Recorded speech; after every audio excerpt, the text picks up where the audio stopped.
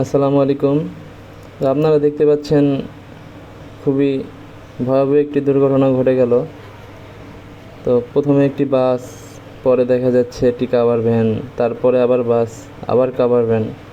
তো এগুলো তো মূলত হচ্ছে, এই অ্যাক্সিডেন্টগুলো হয় ওভার স্পিডের কারণে। যা দেখা যায় সামনে থাকা কোনো গাড়ি যদি হঠাৎ ব্রেক বা থেমে যায়, তারা স্পিডটা সামলাতে পারে না, কন্ট্রোল করতে পারে না, এই জন্য এমনটা হয়। তো অবশ্যই একটি দুর্ঘটনা সারা জীবনের কান্না, এটা মনে রেখে যারা ড্রাইভার ভাইয়েরা আছে এগুলোর চিন্তা করে, তারপর নিজের পরিবারের কথা চিন্তা করে অবশ্যই ওভার স্পিডে চালাবেন না।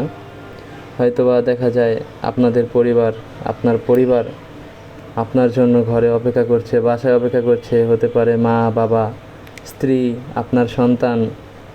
অবশ্যই তাদের কথা চিন্তা করবেন সব সময়। আপনার ওভার স্পিডে চালাবেন না। হয়তো ওভার স্পিডে চালালে 1 মিনিট আগে যাবেন, কিন্তু একটি দুর্ঘটনা ঘটে গেলে এটা আর ফিরে পাবেন না।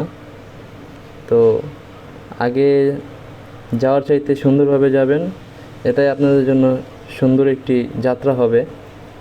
তো এমন ঘটনা দেখা যায় ঈদে। তো এটা তো বাংলাদেশ রোড ভাই, ওয়ান ওয়ে রোড বা টু ওয়ে হইলেও আপনার দেখা যায় রং রোডে গাড়ি আসে হঠাৎ করে এসে, তখন কিছু করার থাকে না। অবশ্যই মনে রাখবেন এটা বিদেশ না, এটা বাংলাদেশ ভাই। আর নিজের পরিবারের কথা চিন্তা করে অবশ্যই এমনভাবে গাড়ি চালাবেন না। তো এ থেকে মানে অনেক অ্যাক্সিডেন্ট তো হয়, শিক্ষার কিছু নেই। আপনার একটু সুন্দরভাবে গাড়ি চালাবেন, ইনশাল্লাহ এমন দুর্ঘটনা হবে না।